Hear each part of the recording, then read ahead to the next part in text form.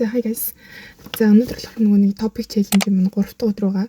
Тэгээ өнөөдөр болохоор юу исэн бэ гэвэл өчигдөр нөгөө нэг арга хүртлээ хийсэн шүү дээ. Тэгээ тэрнийхээ нөгөө YouTube дээр тэрнийг тайлбарлаж байгаа, солонгосоор тайлбарлаж байгааг нь үзсэн. Тэгээд яг энэ YouTube сувгийн хаягаар л үзсэн.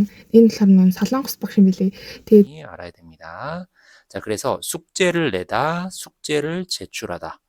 тэгээд яга ингэж хийсэн юм а дахиж ингэ үзээд аваа гэвэл ингэ хэдий чэйжлээд ингэ дөрмөө ингэсэн ч гэсэндээ дахин давтах хэрэгтэй байгаа. Тэгэхгүй бол ингэ за дөрмөө бичлээгүй бичлэг хайж юурс болохгүй байгаа. Тэгээд ер нь аль толгоонд тэгж үлдээхэд бол ингэ эхний арга хүртэл нь үзсэн өнөөдөр. Үгийн шалгалтаа өмнө хийсэн шүү дээ. Тэгээд үгийн шалгалтаа сая авсан.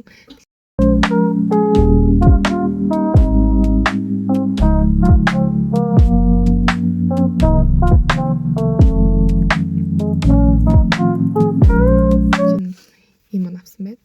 Ингээ өнөөдөр хийсэн зүйл маань л ийм байлаа. Тэгээд самт тусан байрлалаа.